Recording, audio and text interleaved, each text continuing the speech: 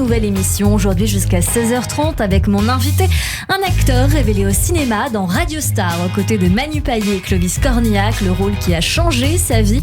Il a brillé l'année dernière dans Boire, fumer, conduire vite de Philippe Lelouch au Théâtre de la Madeleine, et aujourd'hui Pascal Demolon nous fait découvrir son premier seul en scène, C'est qui qu'a fait quoi, adapté d'un livre simple de Julie Estève, mise en scène par lui-même et Bertrand Degremont au Théâtre de l'Œuvre. L'occasion comme toujours de découvrir notre invité aujourd'hui en direct live sur nos plateformes streaming radioj.fr et sur Radio J. Radio J. 15h, 16h30, Cyrielle Sarah Cohen.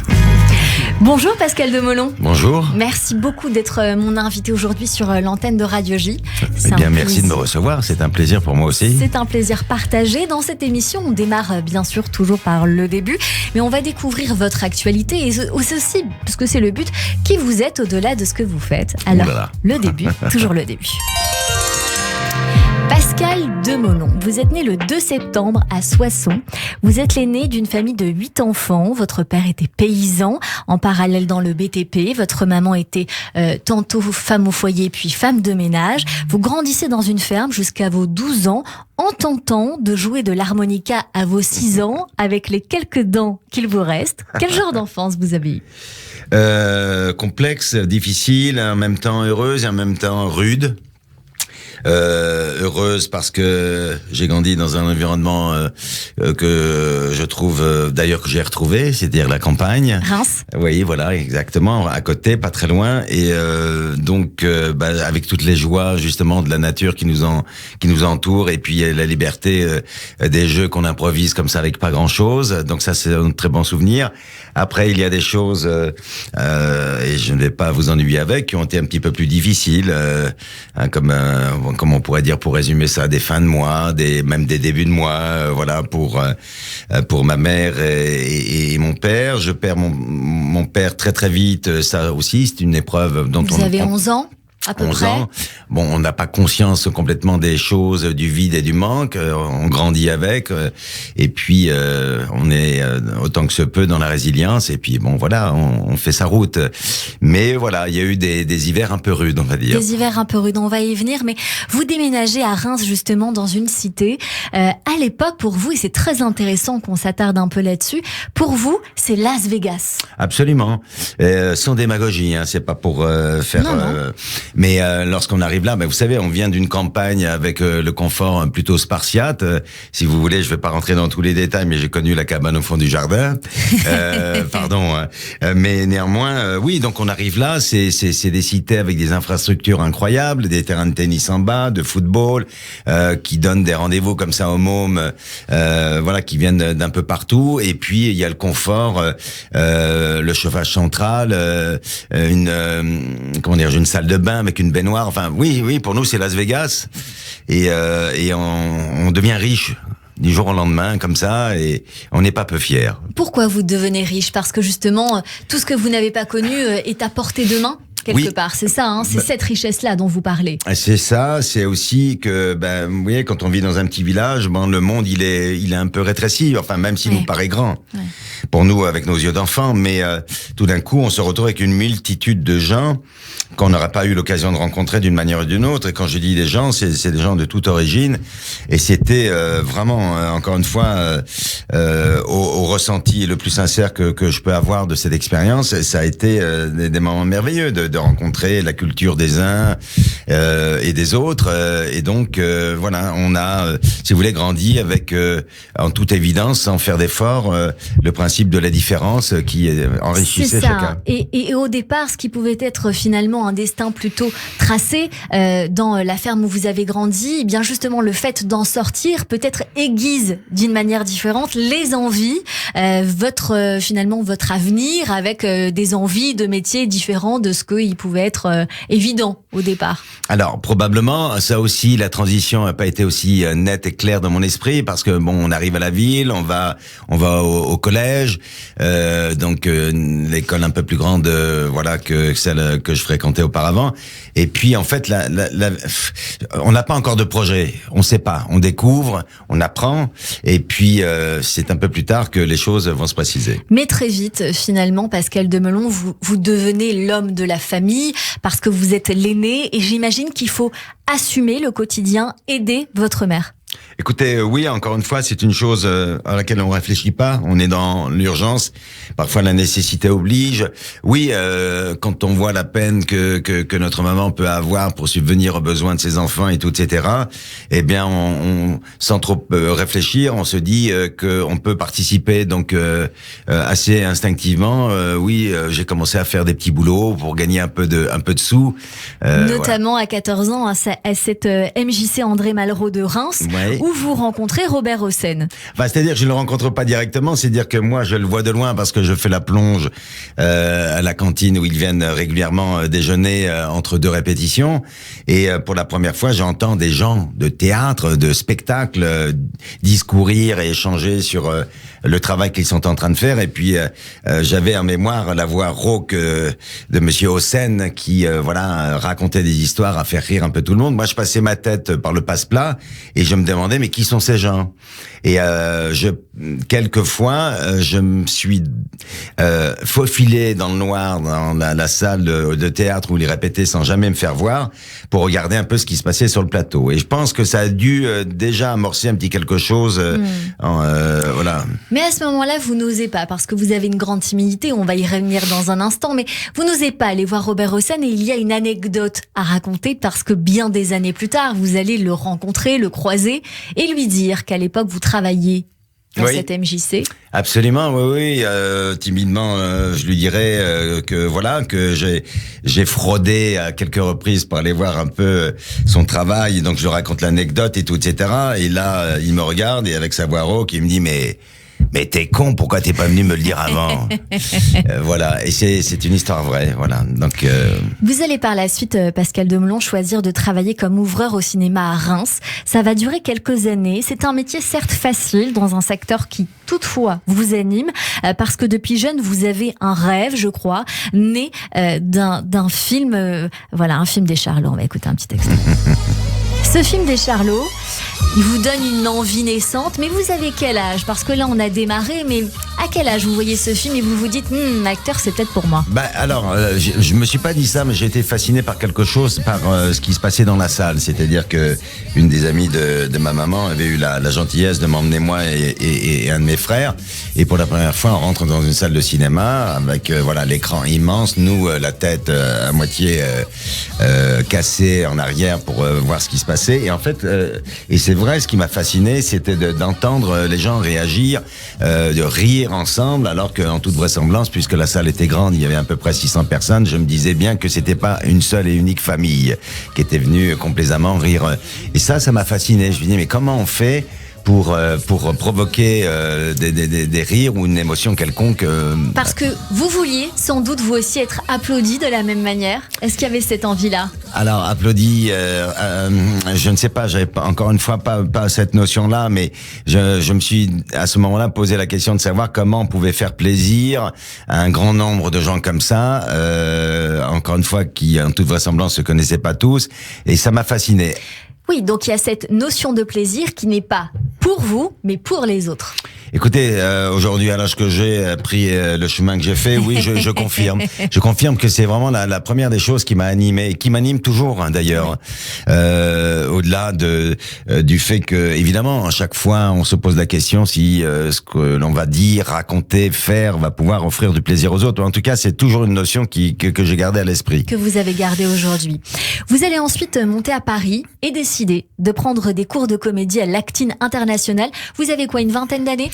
Oui, à peu près, pas tout à fait, je crois 19, 20, oui, autant dire 20. Approximativement. Oui. Et par la même occasion, vous allez lutter contre cette grande timidité. Je sais pas d'où elle vient, d'ailleurs, cette timidité. Est-ce qu'on vous l'a collée, finalement? Est-ce que c'est de famille ou c'était juste votre ADN à vous? Je pense que c'est l'environnement, l'éducation que j'ai eue, et puis cette sensation d'être un peu l'étranger dans des endroits, où on... qui n'était pas votre milieu. A priori, oui, quand on ne connaît pas, mais en même temps, j'avais cette timidité quand ma mère me présentait à quelqu'un. Alors elle avait une fâcheuse tendance à chaque fois que je rencontrais quelqu'un, fière comme un bar tabac, et elle disait disait toujours, vous trouvez pas qu'il a de beaux yeux, mon fils? Et ça me gênait énormément parce que plus tard, je me suis dit, mais pourquoi maman disait ça? Est-ce que je n'avais que ça en fait?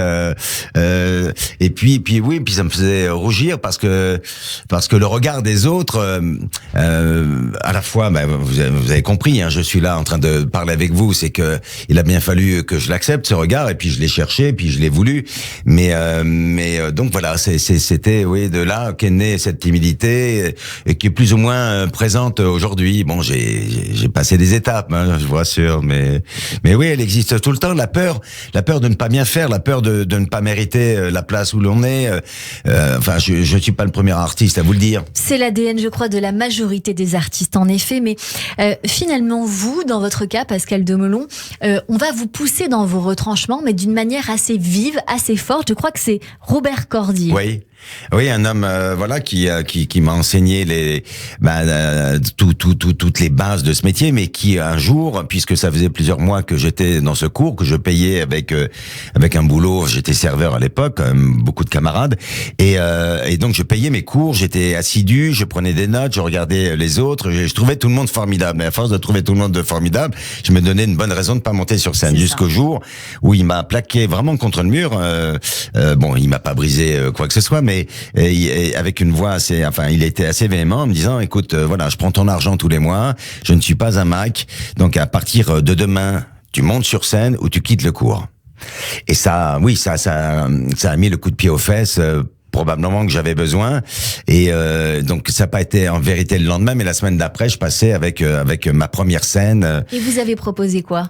Alors je pense qu'à cette époque-là, pour être comme on travaillait beaucoup le répertoire américain, parce que ce monsieur, les gens l'ont peut-être oublié, mais il a été à cette époque quelqu'un d'important qui a amené beaucoup de pièces du répertoire américain, les Sam Shepard, des pièces comme Fool for Love, Savage Love, toute cette tendance un peu des années 70, 80 du répertoire américain, et donc avec la méthode, puisque c'est un homme incroyable, si vous voulez, un homme, on a l'impression qu'il a été partout dans le monde, et notamment aux États-Unis, où il a travaillé avec pas mal d'acteurs à cette époque-là, et en réalité, vous apprenez qu'il est belge, et qu'il a créé des choses importantes en Belgique, aux États-Unis, en France. Si vous voulez, tout ce cet homme a vécu, il nous l'a un peu distillé. Voilà, exactement.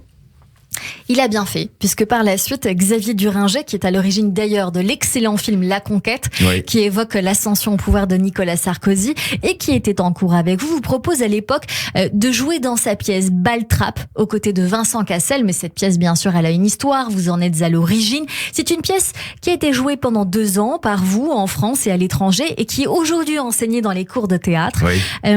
C'est une fierté, ça, je pense.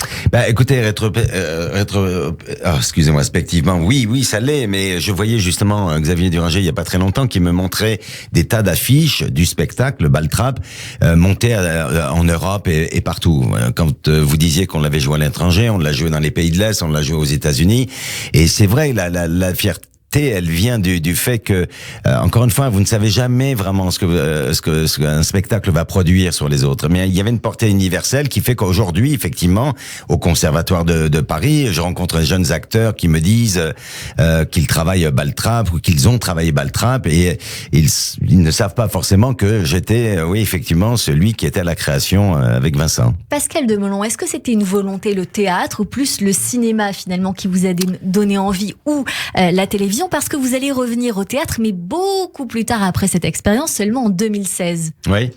Vous savez, c'est toujours pareil, hein. Il y a votre désir et celui des autres. Alors votre désir, le plus important, c'est de le maintenir, de le garder, d'en prendre soin, et pour les bonnes raisons. Et puis après, il y a le désir des autres. C'est ça qui est compliqué dans ce métier. Donc pourquoi tout ce temps, pour tout vous dire, j'ai eu quelques expériences quand même. Alors je ne sais plus. Je crois après, oui, j'ai quand même joué la tragédie grecque dans une pièce qui s'intitule Britannicus. Voilà, des choses qui sont passées peut-être un peu inaperçu, mais c'est vrai qu'effectivement, puis vous savez, je pense qu'on est plusieurs à vous parler des années de galère. Donc vous comprenez pas vraiment pourquoi, parce que d'ailleurs, j'en parlais avec Vincent un jour, je disais, c'est fou, tu te rends compte, cette pièce Baltrap a été un phénomène. Oui. C'est-à-dire que ça a installé Xavier Duringer comme auteur, comme réalisateur, comme metteur en scène, et puis tout le monde venait voir cette pièce en se demandant, mais qui sont ces gars, qu'est-ce que ça veut dire, et tout, etc. Donc ça a créé un mouvement général générationnel. C'est-à-dire tous les jeunes acteurs à l'époque couraient après Xavier pour jouer avec lui, tout, etc. Eh bien, Vincent comme moi, derrière ça, malgré des critiques qui étaient plutôt élogieuses, parlant du travail de Xavier, mais aussi d'une autre, on pouvait s'attendre à ce que, pas que les choses arrivent du jour au lendemain, mais néanmoins qu'il y ait une suite à ça. Moi, pendant 2 ans, rien ne s'est produit. Vincent non plus, avant le travail qu'il va faire avec Mathieu Kassovitz, La Haine, vous connaissez son histoire. Et donc, mais lui, entre-temps, il monte un petit seul en scène, pour pas perdre la main. Et puis, moi, je me pose des questions, et ça va durer quelques années. Vous démarrez, vous commencez à faire quand même de petites apparitions dans des films, des téléfilms, avec aussi de grands réalisateurs, Ken Loach notamment. Oui. C'est assez drôle parce que ça aurait pu ne jamais se faire Bien avec sûr. Lui. Il y a une histoire qui est assez incroyable, un agent qui ne vous met pas sur le rôle. Je crois que c'est lui. Non, alors. C'est celui d'après. Non, c'est celui-là. Non, et qui ne met même pas sur le film, mais pour cause, parce que en réalité, je vais apprendre qu'il était lui au courant. D'ailleurs, c'est assez amusant. Je vous raconte rapidement la petite anecdote. Je l'appelle évidemment après quelques mois sans rien du tout, pour juste prendre des nouvelles, prendre la température, et très gêné. Il ne sait pas trop quoi me dire, à part que le métier c'est pas facile. Et en même temps, il tourne les pages de son agenda et il dit non, il y avait bien ça. Non, mais bon, de toute façon, t'es trop jeune. Et là, il interpelle son assistante, il dit comment tu dis Brigitte, Kenneth Loach, comment ça se prononce? Et moi j'entends Ken Loach, évidemment tout de suite je fais la traduction et je suis un fan de Ken Loach, par-dessus tout, j'ai vu tous ses films et tout, etc. Et je n'arrive pas à y croire. Et là, dans un souffle, je vais lui dire, mais qui s'occupe du casting? Il me dira qui, et je vais oser pour la première fois dire, est-ce que tu peux l'appeler, lui demander si ce serait possible, au cas où Ken Loach soit présent en France, parce que il a cherché un acteur français, peut-être que si ce serait possible de le rencontrer. Il a au moins fait cette démarche. Le casting en question s'est souvenu de moi parce qu'il m'avait vu dans une pièce de théâtre quelque temps auparavant et il m'a organisé cette rencontre et là tout bascule.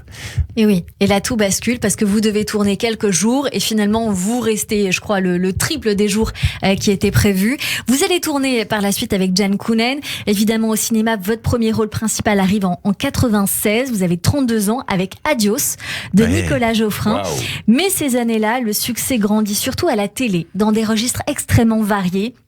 Vous pouvez jouer un violeur dans Navarro, un légionnaire romain dans la saison 6 de Kaamelott, qui a aussi été très importante pour vous, ou encore le redoutable Gaëtan Merx dans la saison 2 de la série policière Braco, qui fait pas ci, fait pas ça, En thérapie, ou dernièrement dans la série Face à Face.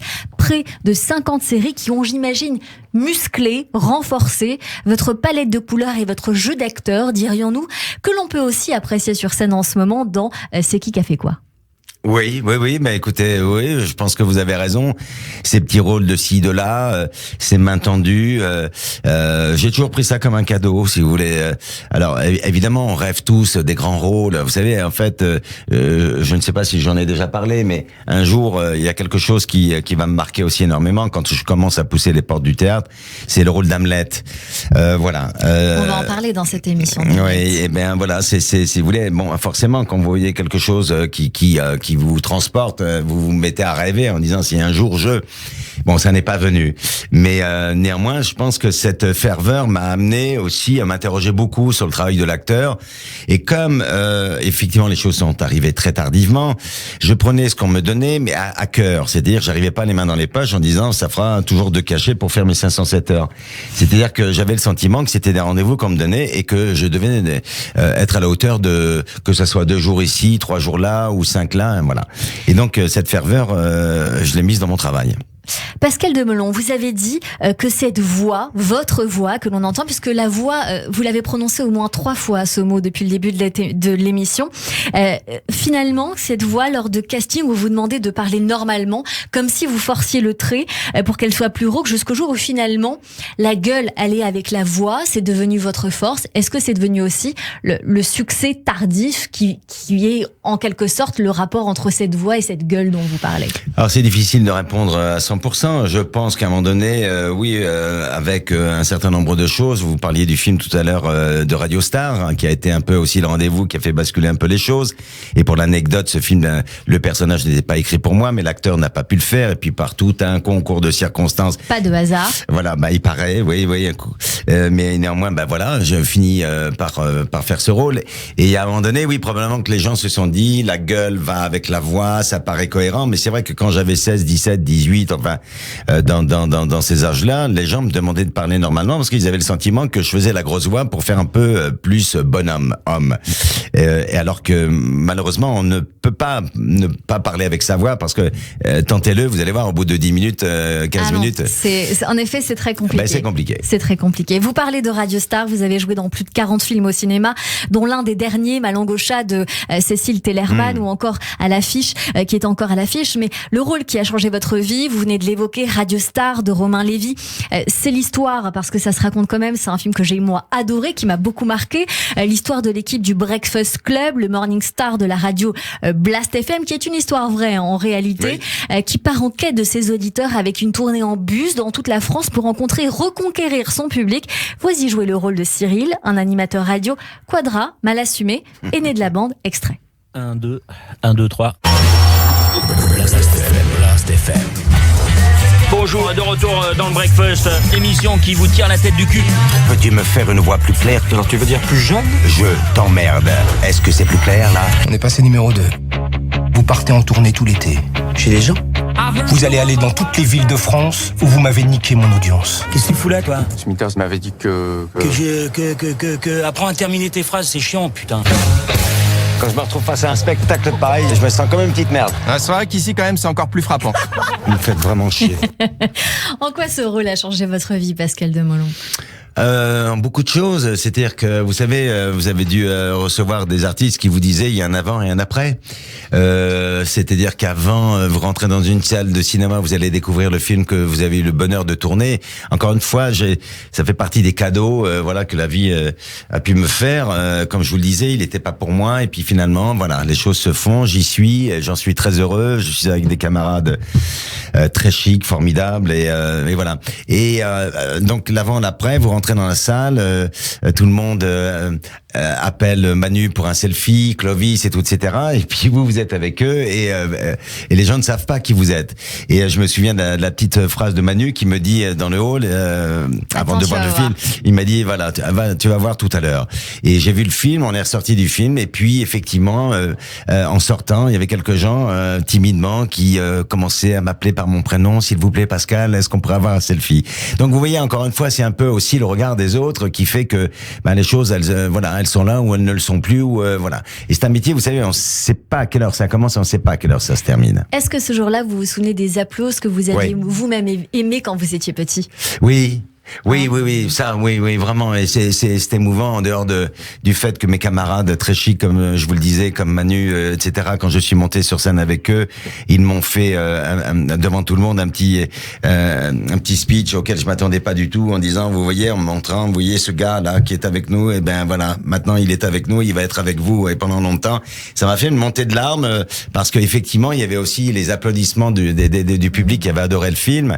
Et waouh, c'est-à-dire que encore une fois, vous êtes passé d'un monde à l'autre, comme je vous dis, un avant-après. C'est beau et c'est très fair-play de leur part. Restez avec nous, on continue cette émission avec vous, Pascal Demolon, pour votre spectacle C'est qui fait quoi au Théâtre de l'Œuvre. On en parle dans un instant. On poursuit également cette émission avec mes chroniqueurs, mais tout de suite, le rappel des titres sur Radio J. 15h, 16h30, Cyrielle Sarah Cohen. Radio J.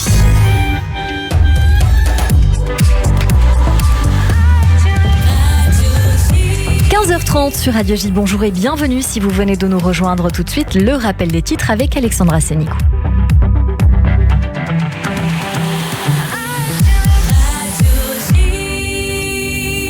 Rebonjour Alexandra. Rebonjour Cyril, à la une de l'actualité, un attentat a frappé la synagogue de l'Agriba en Tunisie hier soir en plein pèlerinage de l'Akba Omer. 5 personnes ont été tuées. C'est un gendarme tunisien qui a tiré sur ses collègues et les fidèles. Un Français figure au nombre des victimes. Un homme de 42 ans mais aussi un Tunisien de 30 ans ont été tués. 3 gardes de police tunisiens ont aussi été abattus. Le tireur a blessé 8 autres personnes avant d'être tué à son tour par les forces de sécurité. À noter que l'Union des étudiants juifs de France organise un rassemblement à 18h ce soir au métro Belleville. L'actualité en Israël, la riposte de la bande de Gaza a commencé. Plus de 100 roquettes ont été tirées sur le territoire israélien dans la dernière heure. Des sirènes d'alerte rouge ont retenti dans des zones proches de la frontière avec la bande de Gaza et à Ashkelon, mais pas de blessés pour l'instant. La municipalité de Sderot dans le sud a confirmé que les roquettes avaient toutes été interceptées avec succès par le dôme de fer, excepté une qui est tombée sur une maison vide. Une maternelle a aussi été visée sans faire de blessés. Le djihad islamique prévient de son côté que ce n'est que le début. Et des sirènes ont également été entendues à Tel Aviv et dans le centre d'Israël. Des habitants ont signalé des interceptions de roquettes par le dôme de fer. Aucun blessé n'a été signalé pour l'instant. Benjamin Netanyahou se réunira ce soir à 18h avec des responsables de Tsahal pour un point sur la situation. Ce matin, l'armée israélienne a frappé des sites de lancement de missiles du djihad islamique dans la bande de Gaza en prévention de tirs vers Israël. Selon des sources palestiniennes, l'opération israélienne a fait 19 morts et 37 blessés. Et merci beaucoup Alexandra Sénigou. On vous retrouve à 16h pour le journal complet. Tout de suite une très courte pause et c'est la suite de notre émission avec mon invité Pascal Demolon et mes chroniqueurs qui nous rejoignent sur Radio J. Radio J. David Revaud-Dallon, ça reste entre nous. Retrouvez-moi tous les mercredis sur Radio J pour Ça reste entre nous. Bon, il y a quand même un côté shérif qui débarque au saloon après la bagarre et qui promet qu'on va envoyer tous les bandits en prison. Parce que lui ne porte pas le nom de Le Pen, c'est Jordan Bardella. Il est en même temps dans le pire de la droite et en même temps dans le pire de la gauche. Rendez-vous ce soir, 21h, sur Radio J. Radio J. Et si vous vous laissiez surprendre par vos prochaines vacances ? Embarquez avec MSC Croisières pour un voyage inoubliable de 11 nuits vers Israël et découvrez Haïfa et Jérusalem en passant par l'Italie, la Grèce et Chypre. Profitez vite de nos offres à partir de 849 € par personne. Conditions en agence de voyage ou sur msccroisières.fr. MSC Croisières, découvrez le futur de la croisière. Le nouveau magazine Les Dossiers de Chronique Criminelle. Bonjour, c'est Jacques Pradel. Pourquoi des gens ordinaires commettent-ils parfois l'impensable ? Avec ce nouveau magazine, je vous emmène au cœur des plus grandes enquêtes. Récits, décryptages, témoignages. La découverte de la vérité ne tient parfois qu'à un fil. Le nouveau magazine Les Dossiers de Chronique Criminelle chez votre marchand de journaux. Radio J. Radio J. Radio J. Radio J. 15h, 16h30. Cyrielle Sarah Cohen. De retour sur l'antenne de Radio J. Merci de passer votre après-midi avec nous jusqu'à 16h30 avec mon invité aujourd'hui Pascal Demolon. Et bien sûr, nous avons parlé cinéma, nous avons parlé télévision, nous parlons maintenant théâtre. De retour au théâtre, évidemment, je vous ai beaucoup aimé l'année dernière dans Boire, Fumer, Conduire Vite, mise en scène par Philippe Lelouch et de Philippe Lelouch. C'était au Théâtre de la Madeleine. Je trouvais que vous étiez vraiment la pièce maîtresse de la pièce. Je me permets de vous le dire. Bon, je vous remercie. Enfin, ça me touche, mais en même temps...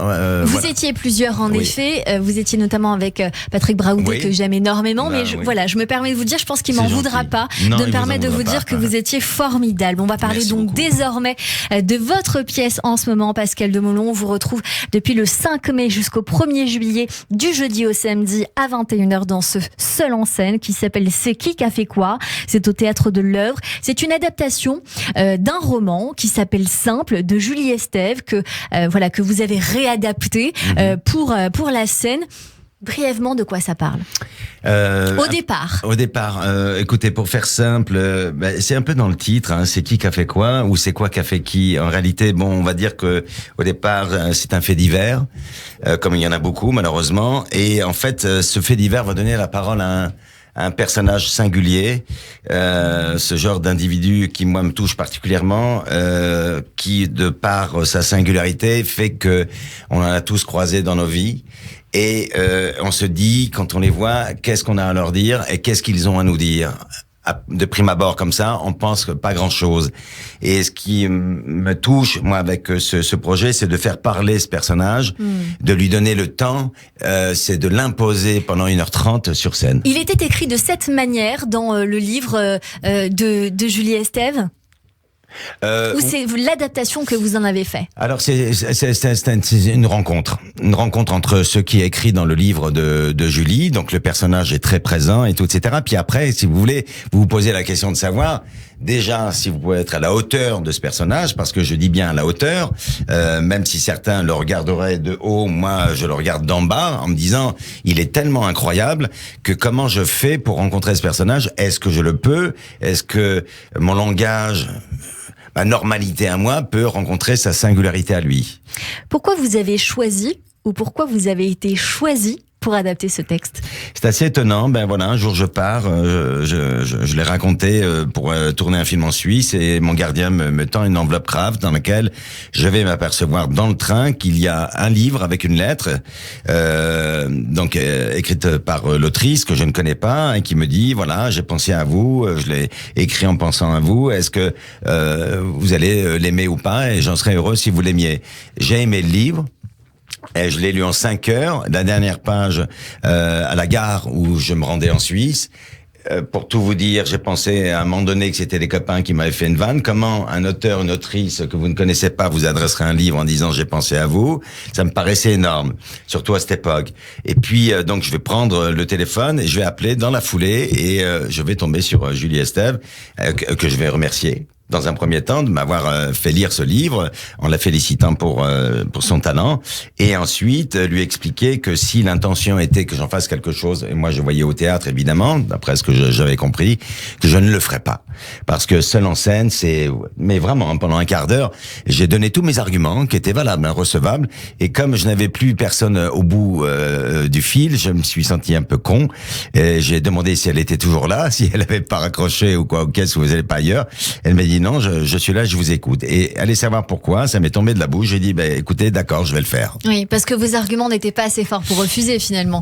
Écoutez, en toute vraisemblance, non, parce que j'étais entre, comment vous dire, l'émotion que j'avais eue du livre, la folie d'un seul en scène que j'avais redouté, on me l'avait proposé à 2-3 reprises, j'avais botté en touche, et là, je ne sais pas ce qui s'est passé, j'ai dit oui. Et chez moi, quand on dit oui, on va jusqu'au bout. On fait des promesses et on les respecte. Et oui. Je suis venue vous voir, Pascal Demolon, et alors on vous voit sur scène dans un rôle, je dirais, haut en couleur. D'abord assis sur une chaise avec un lecteur cassette pour enfants des années 80, je dirais, une chemise digne des plus belles de Travolta, un décor de boîte de nuit légèrement éméché, ou je dirais atteint peut-être d'autisme, à nous d'en décider, je crois. Et vous nous racontez une histoire, petit teasing. T'as eu peur du noir? Si, t'as eu peur du noir. Mais il faut pas. Moi aussi, un jour, j'ai peur du noir. Et c'est fini. Oui, j'ai guéri. Et tu sais comment? J'ai rallumé la lumière. Ici. Clic. Et oui, c'est l'histoire de Florence. Oui. Oui, l'histoire de Florence, cette jeune fille qu'on va retrouver morte dans la forêt. Donc là où j'ai notamment adapté, c'est que pour faire venir ça sur scène, j'ai lancé l'idée d'une enquête qui se ferait à la fois à travers le récit que un peu. Vous parliez d'autisme tout à l'heure. Oui, c'est ça. Vous savez, dans le livre, on l'appelle le Baoul parce que c'était situé spécifiquement en Corse. J'ai essayé d'effacer un peu la notion de la Corse pour le rendre plus universel. C'est l'idiot du village. Celui qui n'a pas notre langage, notre perception, et dont on pense que soit il a une parfaite gueule de coupable, ou soit parce que un peu comme à une certaine époque le fou du roi qui faisait rire un peu la foule et dont on se moquait beaucoup parce que voilà. C'est ça. Et donc on va rentrer en quête avec vous. On se demande si finalement c'est lui qui est derrière tout ça, s'il est le spectateur, s'il est l'auteur. On est dans cette quête avec vous. Absolument. Et vous racontez cette histoire. Alors, on peut pas tout dire, forcément, parce que sinon on va tout dévoiler. Non. Et effectivement, alors, donc, il y a deux niveaux, si vous voulez. Le niveau de qu'est-ce qui s'est passé, qui, quoi, quand, comment. et lui. Si vous voulez, je vais pas vous dire que l'enquête c'est un prétexte, mais en fait pour moi c'était l'occasion d'amener ce personnage sur scène pour le faire exister, pour le faire raconter. Vous savez, j'ai toujours été très touché par ce qu'on appelle les gens ordinaires, qui font pas rêver a priori, qui ne sont pas des idoles, dont on n'a pas le poster, mais qui tout d'un coup se révèlent extraordinaires. J'allais le dire. Non pas parce qu'ils l'ont décidé pour être un héros, mais parce que c'est en eux. C'est-à-dire que leur perception, leur monde, la manière de voir les choses vous révèle à nous, gens normaux, des choses exceptionnelles, avec une dimension que moi, que j'ai trouvé chez des artistes, chez même des gens qui ont cette dimension-là. Et lui, là particulièrement. Et je voulais forcer, comprenez-moi bien quand je dis forcer, c'est proposer aux gens d'écouter enfin un personnage comme lui pendant 1h30. Entre ici et là-bas, lui est là, il est là pour nous raconter une histoire et pour ça il vient de loin, très loin. C'est une histoire vraie comme au cinéma, avec plein d'effets spéciaux. C'est ce qui est dit. C'est aussi une synthèse sur le regard de la vie, du monde en général. Est-ce qu'on peut dire ça comme ça ? On peut le dire. Encore une fois, vous voyez, c'est un peu comme dans le titre, c'est-à-dire que c'est quelqu'un qui pose des questions et qui donne pas forcément les réponses. Chacun est libre d'en penser ce qu'il veut. Ce qui est d'ailleurs un peu gênant parfois pour le spectateur, de se dire mais pourquoi il me donne pas la réponse aux choses ? Mais parce que lui, il ne l'a pas. Tout ce qu'il peut faire, c'est témoigner de ce qu'il a vu, de ce qu'il a là. Et il y a cette notion de vérité très importante pour vous sur scène. Mais est-ce que finalement toute vérité est bonne à dire, à entendre aussi, et est-ce que la vérité des uns est la vérité des autres, Pascal Demolon ? Vous savez, c'est le sujet universel. Je pense que voilà, l'histoire de l'humanité est là pour poser la question et parfois y répondre. Oui, Blaise Pascal disait, par exemple, je ne fais pas le malin en faisant des citations, mais c'est parce qu'elle m'avait interpellé. Vérité d'ici, mensonge d'au-delà. Est-ce qu'aujourd'hui on s'arrange pas davantage avec un mensonge parce que le résultat est plus immédiat qu'une vérité ? Et puis tout est circonstanciel. Si vous voulez, j'avais dit aussi il y a quelque temps sur la longue liste des espèces en voie de disparition, il y en a une dont on ne parle jamais, c'est la vérité. Une petite vérité aujourd'hui est en danger de mort. Regardez le monde dans lequel on vit, c'est-à-dire que c'est à se demander, même ceux qui auraient envie de la dire, auraient aujourd'hui très peur de le faire parce que ils n'auraient pas le sentiment faire partie de la majorité. En même temps, c'est pas un jugement quand je dis ça, je dis simplement que c'est un constat que je fais moi à travers mes expériences de vie et puis du regard que j'ai sur celle des autres. Une dernière question sur la pièce, pas sur le spectacle, ou plutôt le seul en scène, Pascal Demolon. Je sais que vous n'avez pas forcément voulu y répondre, mais moi je vous pose cette question parce que vous avez adapté ce texte. Qu'a-t-il de vous ? Une bonne partie, c'est-à-dire qu'effectivement je l'ai ramené à moi. Alors vous savez, ce texte m'a fait écho et j'ai découvert au fur et à mesure que je travaillais dessus il y avait beaucoup plus de vous que ce que vous pensiez. Oui, absolument. Mais c'est-à-dire, encore une fois, c'est pas ce que j'avais retenu quand j'ai lu le livre. Moi, quand je vous ai entendu dire ça, j'ai ri parce que j'ai pensé au démarrage où vous parlez de E.T. On va pas tout dire. Et ça m'a fait penser à quelque chose d'autre où on disait de vous, à un moment donné, que vous aviez cette fameuse voix de martien. Est-ce que vous aviez pensé à ça ? Non, j'y ai pas pensé. Non, mais vous savez, je pourrais vous faire une liste très longue des choses qui sont même aujourd'hui troublantes pour moi, de quand j'ai découvert les points communs ou les choses qui faisaient partie de ma vie en réalité. Et je vous dis, moi, ce que j'ai amené à ce personnage, en tout cas, parce qu'il parle de lui-même, il est ce qu'il est, mais j'ai essayé d'amener, si vous voulez, mon regard et mon ressenti sur le monde, enfin sur ma perception des choses. Et donc, je pense que le challenge pour moi, c'était vraiment de faire cette rencontre avec lui. On va poursuivre cette émission et évidemment, Pascal Demolon, votre spectacle jusqu'au 1er juillet. Un seul en scène, c'est qui a fait quoi ? C'est du jeudi au samedi à 21h au Théâtre de l'Œuvre. Dans cette partie d'émission à présent, on va découvrir toute la culture du moment ou bien d'avant, mais selon vos goûts, pour découvrir des choses que vous affectionnez, qui vous ressemblent ou qui pourraient vous plaire.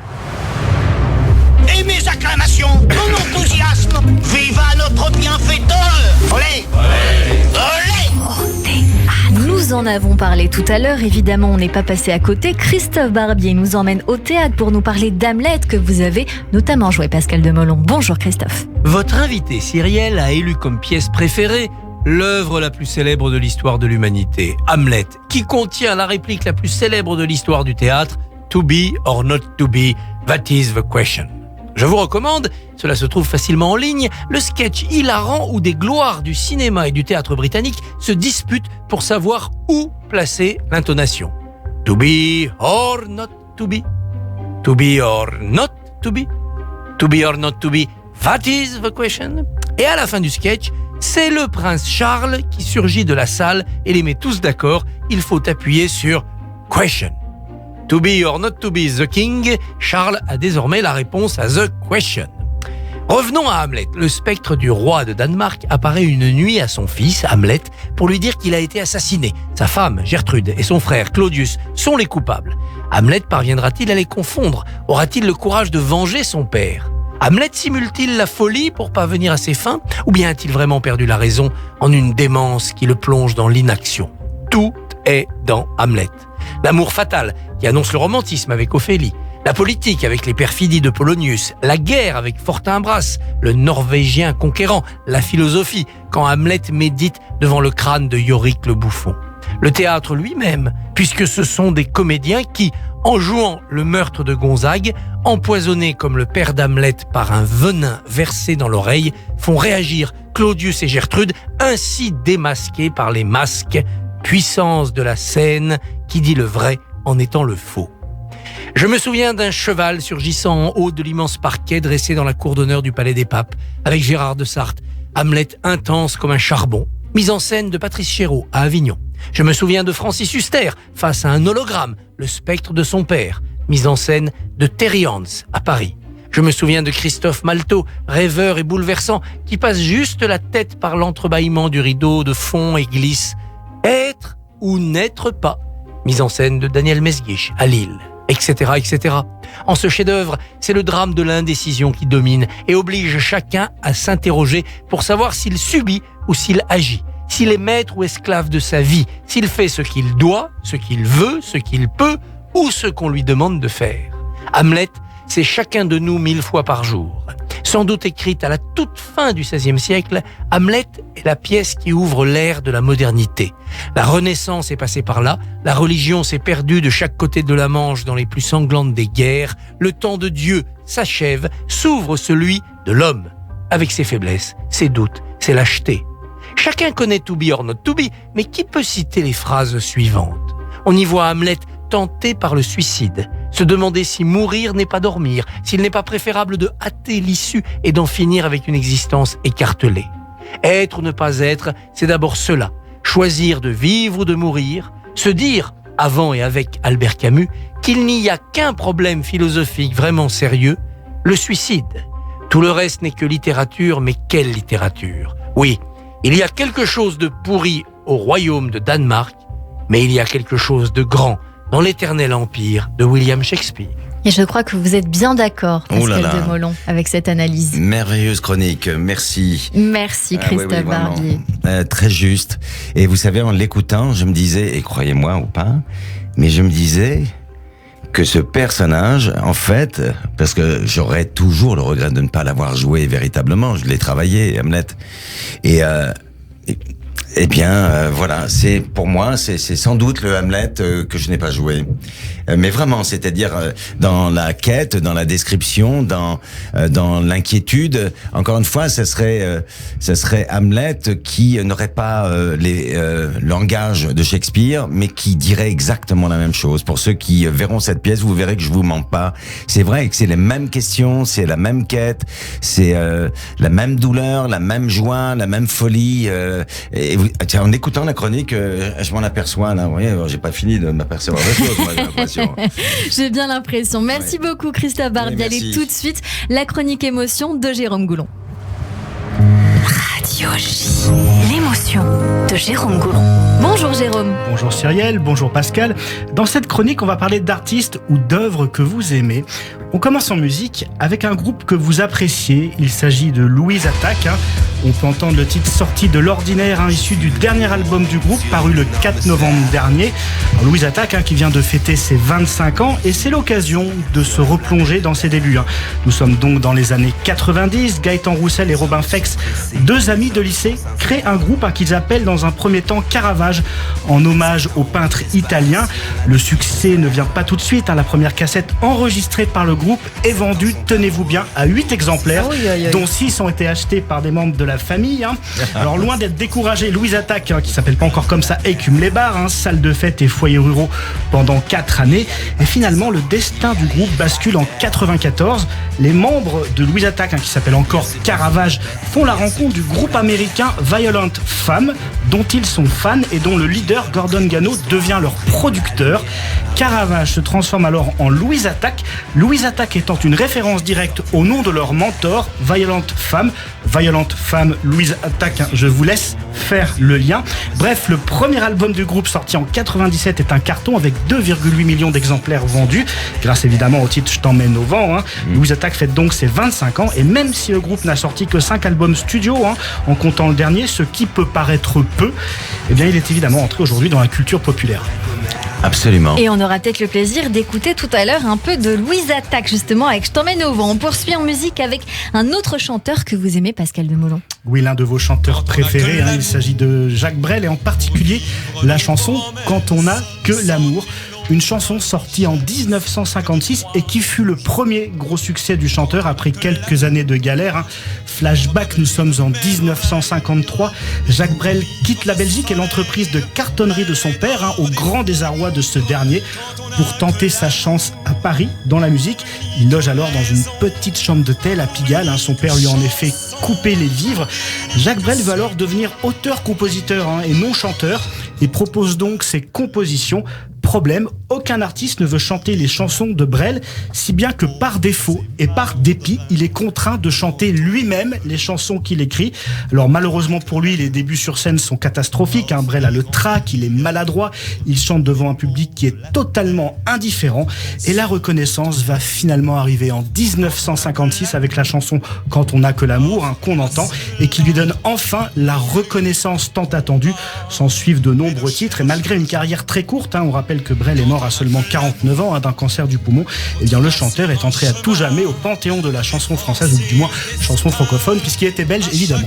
On poursuit avec de l'art, avec une exposition qui vous plaît, Pascal Demolon, actuellement à la Fondation Louis Vuitton, Jérôme. Oui, alors il s'agit de l'exposition Basquiat Warhol à 4 mains, qui rend hommage à 2 artistes, 2 artistes au destin lié. Alors si le grand public connaît un peu par cœur Andy Warhol, c'est peut-être un petit peu moins le cas pour Jean-Michel Basquiat, mort en 1988 à seulement 27 ans, et qui est aujourd'hui l'un des artistes les plus cotés dans le monde de l'art. Pour vous donner une idée, l'une de ses dernières œuvres a été achetée par un homme d'affaires japonais au prix de 110 millions de dollars. Ça vous donne un petit peu la valeur de l'artiste. Alors cet artiste, il aura connu un destin aussi incroyable que foudroyant. Basquiat, il naît en 1960 à New York, issu d'un milieu modeste. Il connaît une jeunesse difficile, sa mère souffre de problèmes psychiatriques et enchaîne les séjours en institution.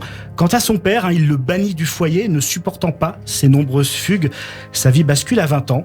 En 1988, il rencontre un certain Andy Warhol, qui le prend alors sous son aile. Basquiat devient un artiste très prisé sur le marché de l'art. Ses œuvres lui rapportent des sommes absolument considérables. Oui, mais voilà, issu d'un milieu modeste, Basquiat n'arrive pas à gérer ce qui lui arrive. Pour vous donner un exemple, il ne possède même pas de compte en banque et entasse ses liasses de billets dans son appartement. Pris dans le tourbillon du succès et possédant des moyens illimités, il plonge dans la drogue, ce qui impacte sa santé physique et mentale. Ça explique aussi pourquoi ses œuvres revêtent une esthétique assez macabre. Et puis, nouveau tournant de sa vie, c'est en 1987, Andy Warhol meurt. Basquiat ne le supporte pas, il vit alors comme un reclus. Il meurt à son tour 1 an plus tard seulement, en 1988, à seulement 27 ans, d'une overdose d'héroïne. Basquiat, un artiste disparu très jeune, mais qui laisse derrière lui un héritage de 800 tableaux.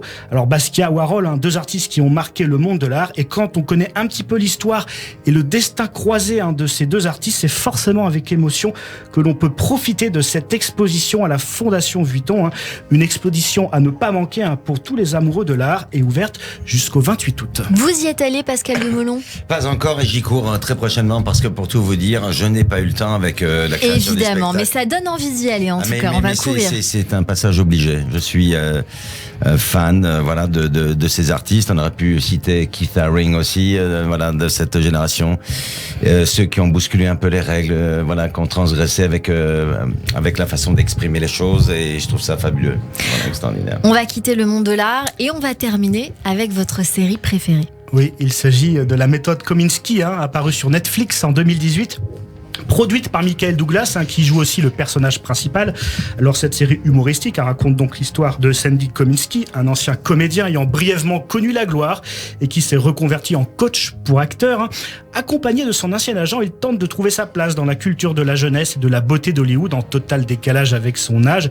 Il doit faire face à des problèmes d'argent, de santé, mais aussi affronter le décès de certains proches. Alors je ne vais pas tout dévoiler, mais La méthode Kominsky est donc une série à la fois drôle et touchante, pour laquelle Michael Douglas a d'ailleurs reçu le Golden Globe de meilleur acteur. Michael Douglas, âgé aujourd'hui de 78 ans, qui sera à l'honneur au prochain festival de Cannes, puisqu'il recevra la Palme d'Or d'honneur, qui saluera sa brillante carrière et son engagement pour le cinéma. On rappelle que si l'acteur a été plusieurs fois oscarisé, il n'a jamais été récompensé à Cannes. Cette anomalie va donc être réparée. Michael Douglas, je vais y arriver, qui partage un point commun avec vous, Pascal Demelon. Est-ce que vous savez lequel ? Non. Eh bien, au début de sa carrière, comme vous, il était extrêmement timide, à tel point qu'il était même malade avant d'entrer sur scène. Il avait vraiment une timidité maladive, et je crois que cette timidité, c'est quelque chose qui vous caractérisait, du moins au début de votre carrière.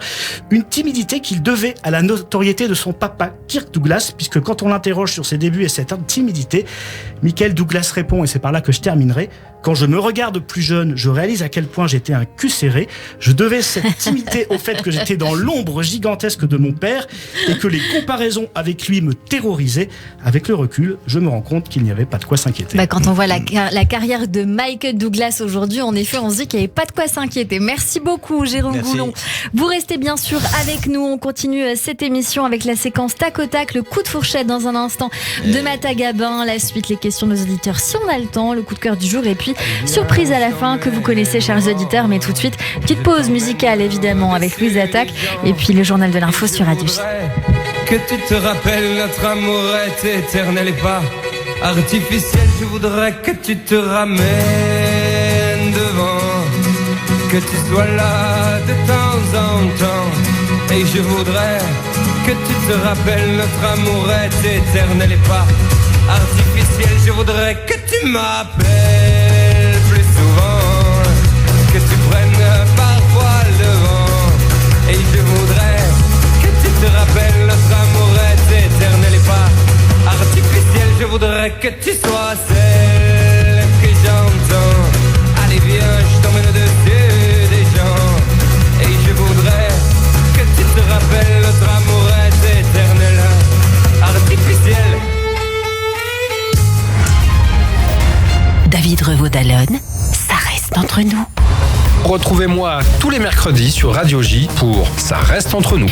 Bon, il y a quand même un côté shérif qui débarque au saloon après la bagarre et qui promet qu'on va envoyer tous les bandits en prison. Parce que lui ne porte pas le nom de Le Pen, c'est Jordan Bardella. Il est en même temps dans le pire de la droite et en même temps dans le pire de la gauche. Rendez-vous ce soir, 21h, sur Radio J. Radio J. Victor Vince, directeur général du MDA France.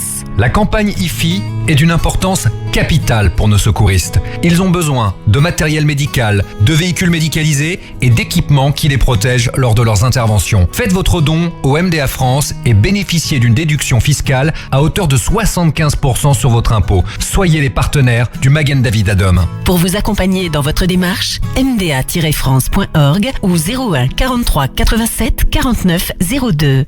Donner au Ternion, c'est agir pour les sciences et la technologie en Israël et dans le monde. Les chercheurs du Ternion se mobilisent pour agir en faveur de la santé humaine et du développement durable. Participez à cette mission.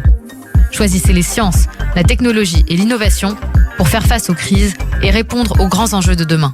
Avec votre don et les avantages fiscaux offerts, soutenez le Ternion pour un monde équitable et durable. Ternion France, 01 40 70 13 28 ou ternionfrance.org.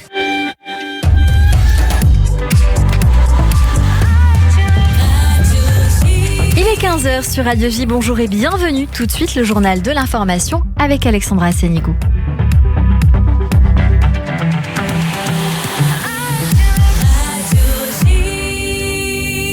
Bonjour. Bonjour Alexandra. Bonjour Cyril, à la une de l'actualité, un attentat a frappé la synagogue de l'Agriba en Tunisie hier soir en plein pèlerinage de l'Akba Omer. 5 personnes ont été tuées. C'est un gendarme tunisien qui a tiré sur ses collègues et les fidèles. Un Français figure au nombre des victimes, un homme de 42 ans et un Tunisien de 30 ans. Ils étaient cousins. Ben Haddad qui était français et Aviel Haddad qui détenait la double nationalité tunisienne et israélienne.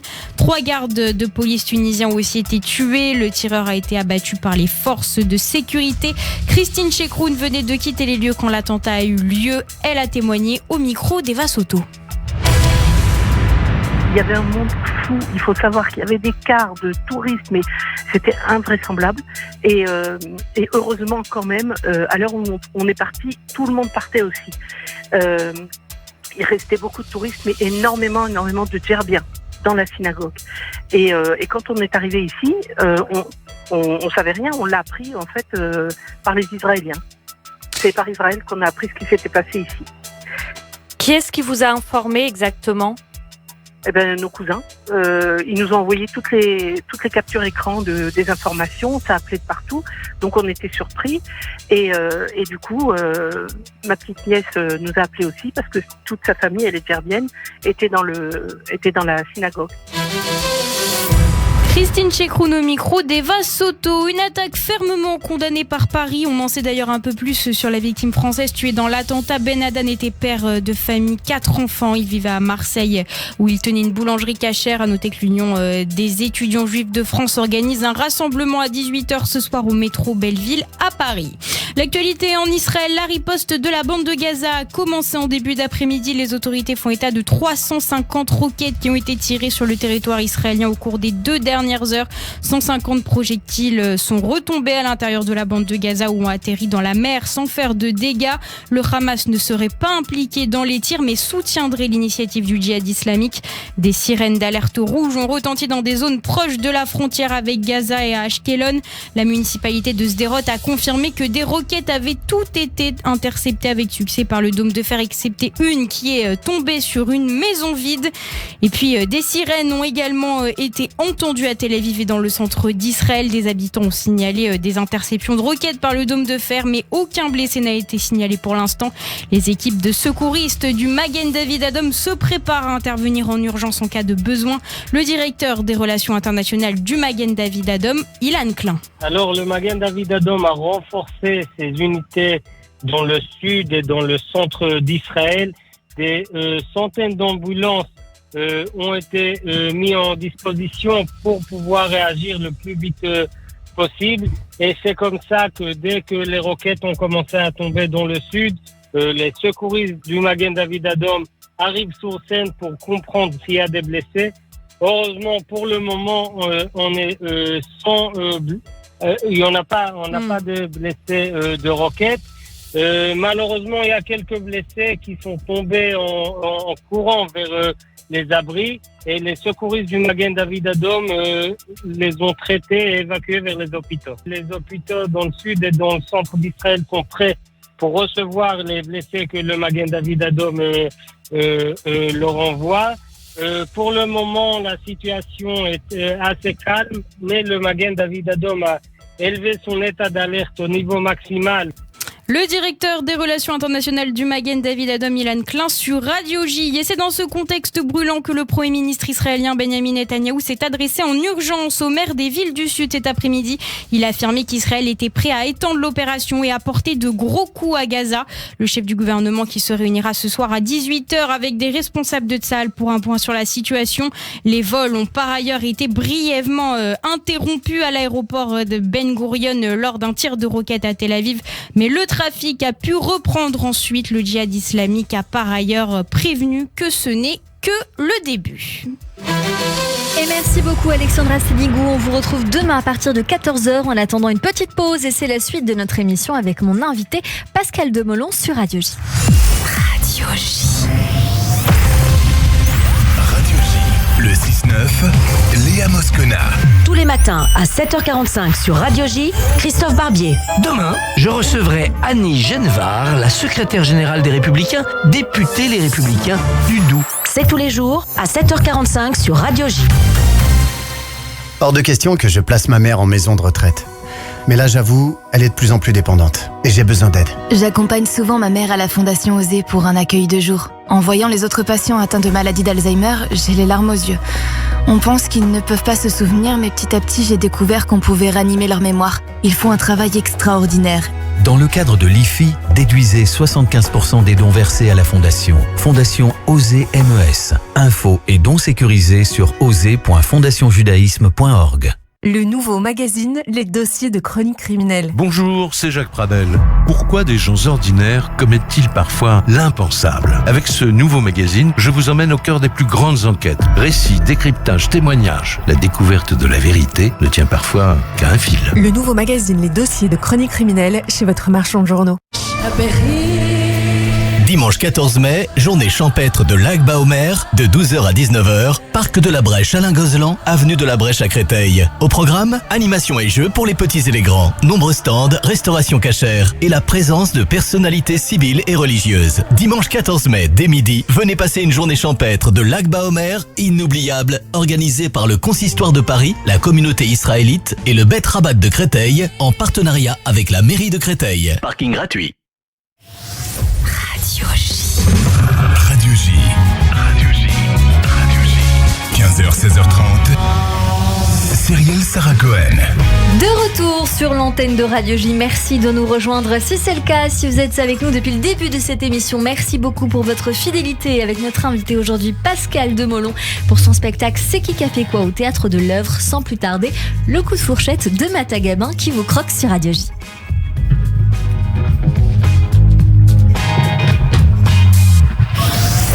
C'est fin, c'est très fin, ça se mange sans fin. Je suis dilaté. Radio J. Radio J. Le coup de fourchette. Bonjour Mata. Bonjour Cyrielle, bonjour Pascal Demolon, Radio J, bonjour à tous. Monsieur Demolon, je préfère vous le dire en un mot court, je vais vous croquer. Et je suis obligée. On me pousse à la consommation, en plus de mes 5 fruits et légumes par jour, les mercredis ici à Radio J, on m'offre un complément protéines culturel. J'ai parcouru le net et regardé des interviews de vous. Vous parlez si bien que j'avais envie de voter pour vous jusqu'à ce que je me souvienne que le seul programme sur lequel je pourrais vous voir serait Billet Réduc ou TéléZ. Et ça me va tout à fait. J'ai eu ma première expérience textuelle de chroniqueuse avec un de vos partenaires de la série Péplum. J'ai mangé ici même du Jonathan Lambert. Et j'ai apprécié cette fragrance de farfadet du rire et des lumières. Aujourd'hui, ni fourchette, ni cuillère, puisque le temps s'emballe et dépoussière, et qu'il n'y a plus de saison, vous serez mon peu banal haricot de Soissons. Un instant sucré, un retour en enfance pour un moment de succion, en suspension, sans suspicion, loin des soupçons, un mets de votre région. Allitération en on. Oui, le haricot de Soissons est un légume sec de Picardie, certes, mais aussi il s'enhardit d'être une confiserie, un bonbon praliné feuilleté enrobé d'une fine couche de sucre de couleur beige, imitant la forme d'une fève. La friandise se décline en 2 versions, nature ou chocolat. J'apprends tant de choses nouvelles depuis que je suis chroniqueuse pour Cyrielle. Si je ne les mange pas avant, je serai une grand-mère pleine d'histoires pour mes petits-enfants. Au jeu du Wikipédia a dit, je leur apprendrai que le champignon de Picardie vient de Picardie. Et il s'appelle de Paris, pardi.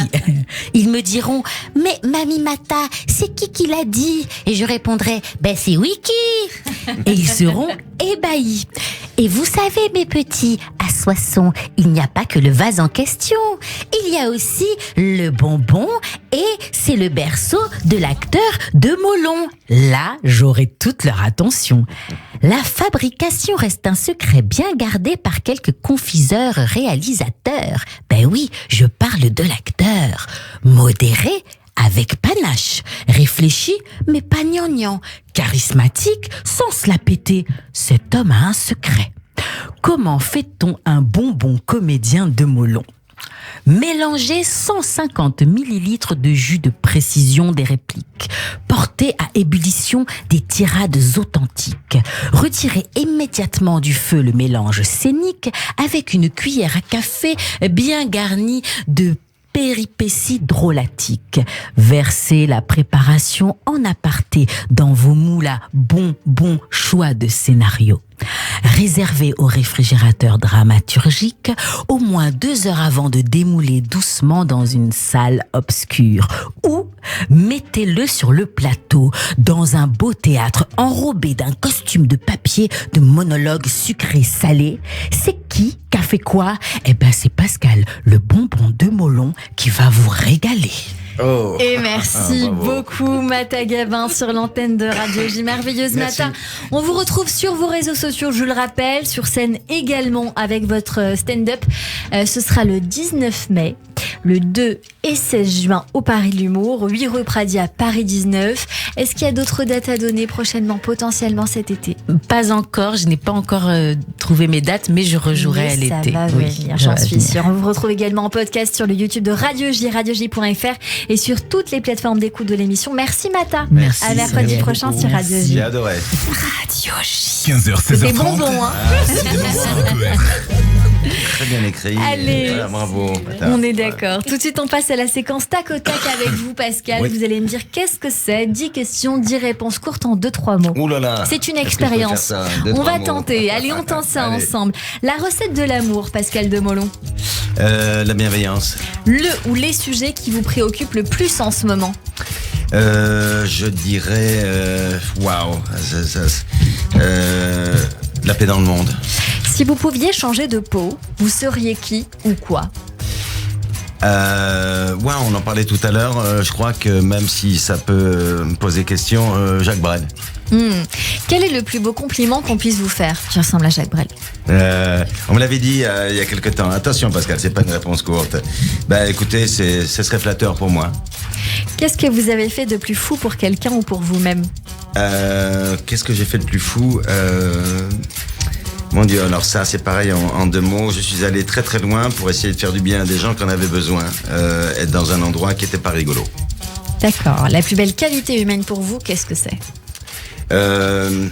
Franchement, je dirais l'humilité, mais pas comme une posture, comme un état d'être. Voilà, c'était comme je l'ai dit il y a pas très longtemps, dire merci à la vie, je trouve que c'est la moindre des choses. Vos 3 grands plaisirs dans la vie, Pascal Demolon?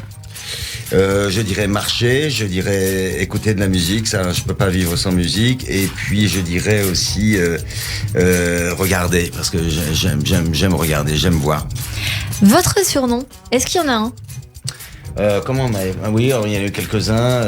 Dernier en date, c'était quoi? Pascalou, donc ça c'est plutôt mignon, mais quand j'étais jeune, on m'appelait Cacahuète. Cacahuète. Ouais, pourquoi? Me demandez pas, j'ai pas d'explication, ça reste Cacahuète. Ouais. Votre philosophie de vie, Pascal Demolon?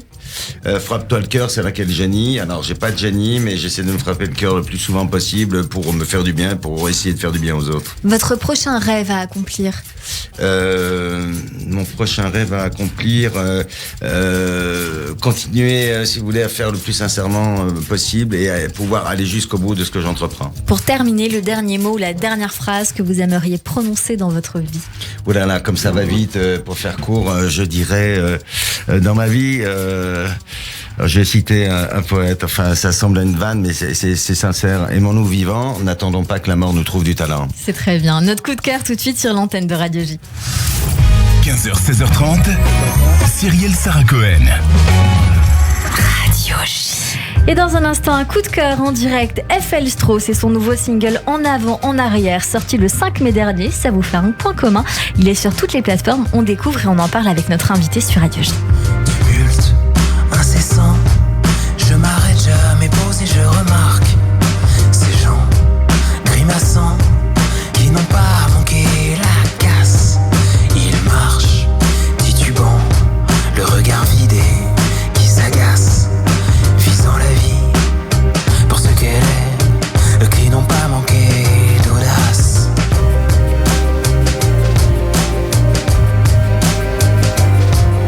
Soudain,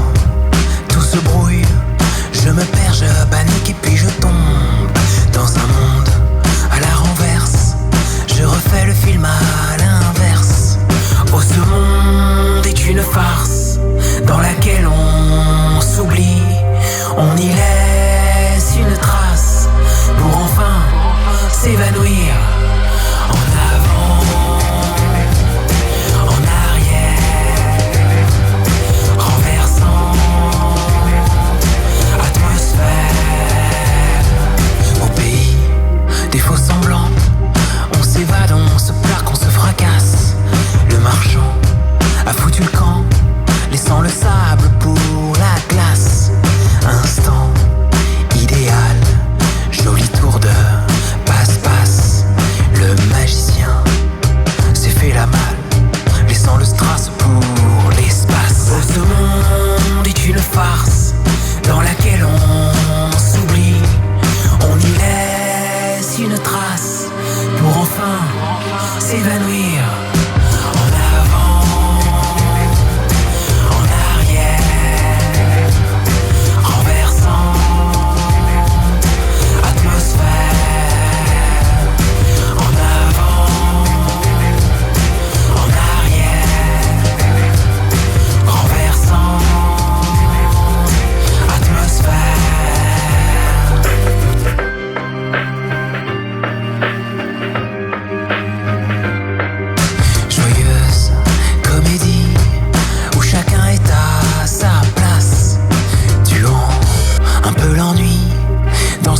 Dans ce monde où tout s'efface. En avant,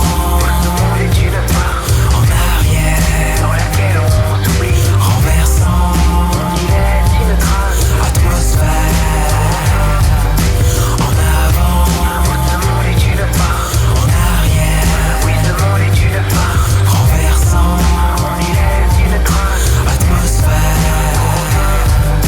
En avant. Eiffel Strauss sur l'antenne de Radio J avec ce titre En avant, en arrière. Bonjour Eiffel. Bonjour. Merci beaucoup d'être mon invité aujourd'hui. Je vous le disais en off, je ne cache rien aux auditeurs. J'ai la sensation de vous connaître. Je ne sais pas pourquoi. On n'a pas encore trouvé, mais je sais que ça va pas tarder. On vient d'écouter votre deuxième single qui s'appelle donc En avant, en arrière. Que veut-il dire pour vous ? Pour moi, En avant, en arrière, c'est un peu une pellicule il y a ce monde un peu décalé, un peu bancal qui défile dans cette joyeuse comédie qu'est la vie où voilà, chacun met un peu son masque et essaie de trouver sa place dans cet univers. C'est, vous dites, une forme de photographie de l'instant. C'est ça. C'est ce que vous avez voulu dire dans cette chanson. Le personnage se perd dans ce film qu'est la vie. Finalement, il y a un petit peu de votre spectacle. Je ne sais pas si on peut dire ça comme ça. Oui. Mais il y a un petit fil à tendre. Hein. On n'est pas bien loin. Est-ce qu'il y a un album en cours, en préparation ? Parce que je sais que là, c'est le deuxième single. C'est ça.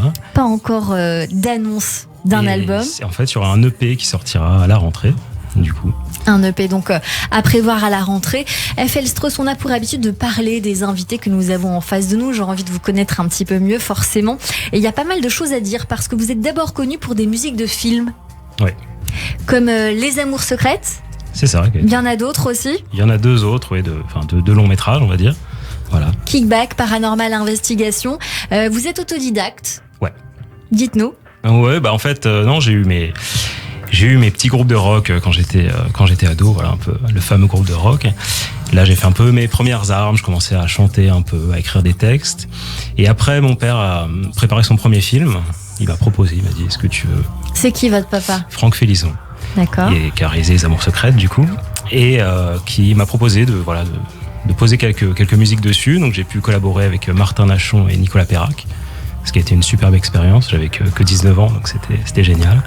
Et après, je me suis dit, en sortant de ça, il faut que je muscle un peu ma culture musicale, mes connaissances. Donc je suis passé par l'université en musicologie, du coup.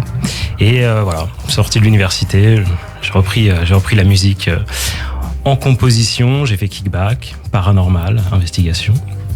Et après ça, je voulais me mettre sur des projets plus personnels. Donc j'ai ressorti un peu mes chansons du tiroir. Et puis... Vos chansons du tiroir, notamment le premier single qui s'intitule Quelque part, qu'on va écouter pendant que nous sommes en train de parler. Donc l'écriture, c'est aussi un premier amour. Ouais. Vous êtes autodidacte, vous jouez d'abord au piano, ensuite à la guitare, à la basse, et puis vous êtes mis à la chanson. C'est vous qui êtes donc à la manœuvre. On va écouter un petit bout. Okay. Quelque part, des gens qui pleurent.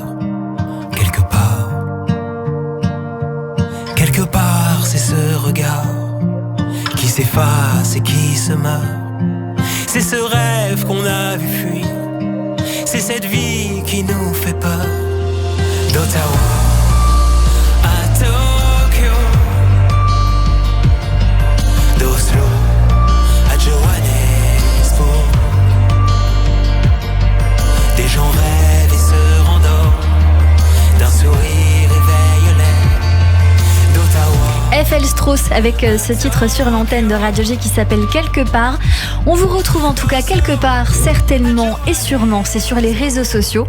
FL Strauss avec 2 S à la fin sur Instagram, TikTok, Facebook et YouTube. Vous reviendrez nous voir pour l'annonce de l'EP. Qui sera sur toutes les plateformes. On peut retrouver ces 2 titres, j'imagine, sur les réseaux, notamment sur YouTube.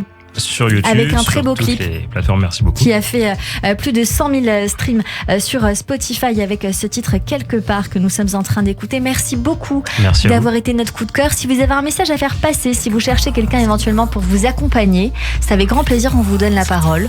Des fois on me dit je veux un producteur ou je veux il me manque un bassiste, donc s'il y a un besoin c'est avec plaisir. Non, de ce côté-là, bon, je suis accompagné, donc je vous remercie.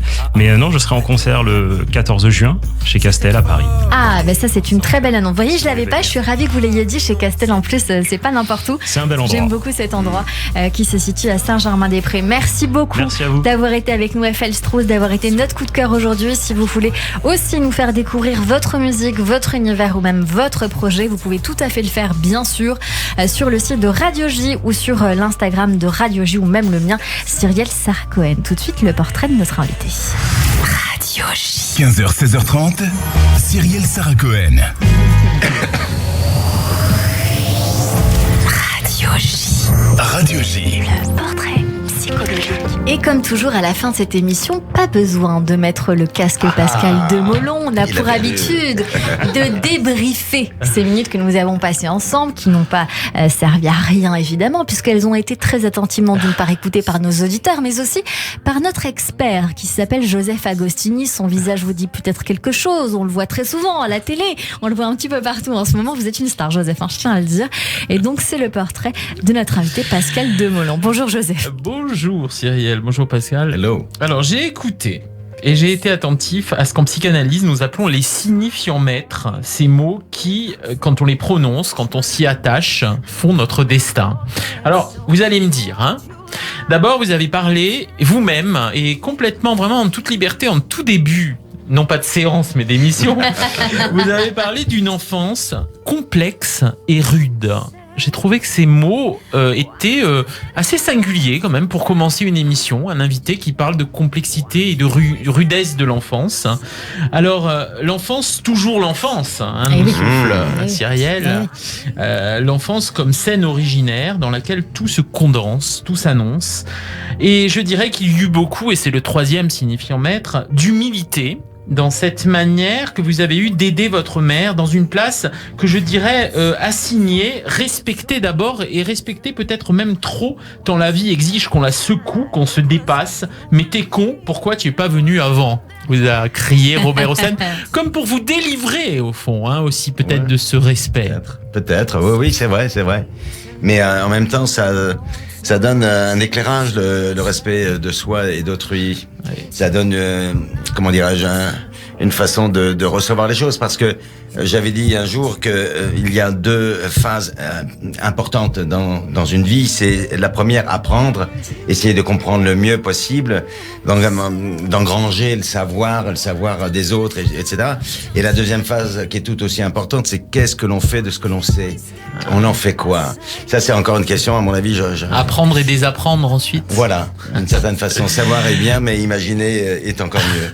Alors, en vous écoutant, Pascal Demolon, je me disais combien il est complexe de donner du plaisir aux autres. Là encore, de s'y autoriser. La vie n'est pas simple pour vous, et cette voix qui vous ramène à une étrangeté. Alors ça, quand même, pour un comédien, c'est sacrément précieux.